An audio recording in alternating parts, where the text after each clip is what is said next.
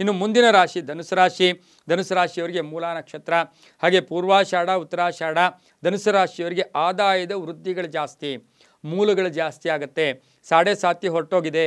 ವಿದೇಶ ಯೋಗ, ವಿದೇಶದಲ್ಲಿ ಹೋದಾಗ ಅಲ್ಲಿ ಉದ್ಯೋಗ, ಅಲ್ಲಿಂದ ಹಣ ಬರ್ತಕ್ಕಂಥ ಯೋಗ. ಪಿತ್ರಾರ್ಜಿತ ಆಸ್ತಿಯಿಂದ ಹಣ ಬರುತ್ತೆ, ಉದ್ಯೋಗದಲ್ಲಿ ಶುಭ ಆಗುತ್ತೆ.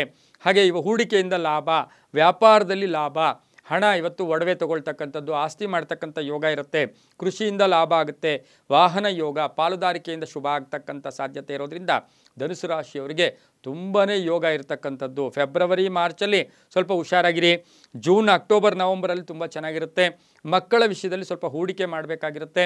ಆದರೆ ಕೆಲವರಿಗೆ ಮಕ್ಕಳ ಉದ್ಯೋಗದಿಂದಲೂ ಕೂಡ ಶುಭ ಆಗ್ತಕ್ಕಂಥ ಕೂಡ ಇರುತ್ತೆ.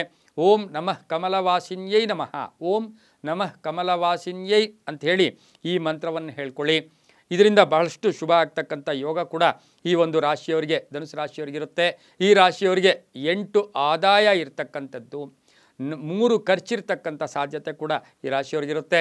ಸೋಮವಾರ ಮತ್ತು ಬುಧವಾರ ಹೆಚ್ಚು ಹಣದ ಹರಿವು ಬರ್ತಕ್ಕಂಥ ಸಾಧ್ಯತೆ ಕೂಡ ಇರುತ್ತೆ.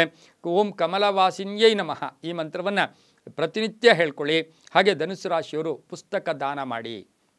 ವಿದ್ಯಾರ್ಥಿಗಳಿಗೆ, ಯಾರೋ ಬಡವರು ಇರ್ತಾರೆ ಅಥವಾ ಅವರಿಗೆ ಪುಸ್ತಕಗಳನ್ನು ದಾನ ಮಾಡೋಕ್ಕೆ ಹೋದಾಗ ಅದರಿಂದ ಹೆಚ್ಚು ಹಣ ಕೂಡ ಬರ್ತಕ್ಕಂಥ ಸಾಧ್ಯತೆ ಧನುಸು ರಾಶಿಯವರಿಗಿರುತ್ತೆ.